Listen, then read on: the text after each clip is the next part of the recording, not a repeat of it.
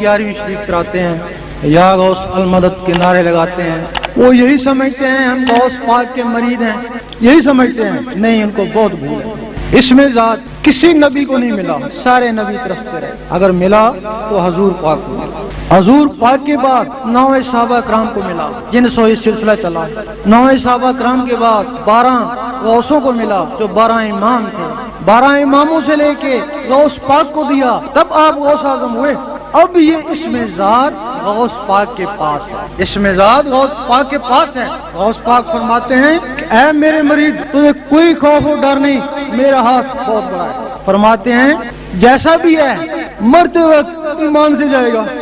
आपने 70 मरतबा अल्लाह से वादा किया है कि मेरा मरीद ईमान के बगैर नहीं जाएगा। आप फरमाते हैं कि मेरा मरीद कौन होगा? फरमाते हैं मेरा मुरीद वही होगा जो जाकिर होगा। फरमाते हैं मैं जाकिर उसी को मानता हूँ जिसका दिल अल्लाह अल्लाह करे, वरना जुबानी तोता भी अल्लाह अल्लाह कर लेता है। उधर हदीस हुई कि जिसका मरते वक्त जुबान पे कलमा होगा, बगैर हिसाब किताब के जन्नत में जाएगा। दोनों कौल टकरा गए ना। आम आदमी सोचता है कलमा तो आता है, मरते वक्त पढ़ लूंगा, लेकिन ये नहीं पता कि मरने से पहले ही जुबान बंद हो जाएगी। वहाँ शर्त है मर भी रहा हो और कलमा भी पढ़ रहा हो। हजारों में से किसी एक का सुनते हैं कि मर भी रहा था और कलमा भी पढ़ रहा था। हजरत इमाम राजी रहमतुल्लाह, उनकी जुबान हर वक्त कलमे से कर रहे थे, सोते भी रहते जुबान कलमा पढ़ती रहती, लेकिन जब वो बातें करते तो जुबान उधर लग जाती। आखिरी वक्त आ गया, शैतान ने सोचा है तो ये जनती हैं, कलमा पढ़ते जाएंगे, बगैर हिसाब किताब के जन्नत में जाएंगे, क्यों ना इनको उलझा दूं ताकि इनका हिसाब किताब हो। उसने आके पूछा बताओ तुमने रब को कैसे माना? एक दलील दी? नहीं, कुछ और दलील। 99 दलीलें दी। उसका मकसद ये था कि इन दलीलों में इनकी जान निकल जाए। उधर नजम कुबरा देख रहे थे, वुजू कर रहे थे, वुजू का पानी मारा और कहा ऐ नादान, तू कह दे कि मैंने बगैर दलील के रब को माना और कलमा पढ़। 2-3 दफा तकरार करी, रूह परवाज कर दी। शैतान ने उन लोगों को भी नहीं छोड़ा जिनकी जुबानें कलमा से तर रहती थी, और आम आदमी क्या कह सकता है कि मैं कलमा पढ़ लूंगा।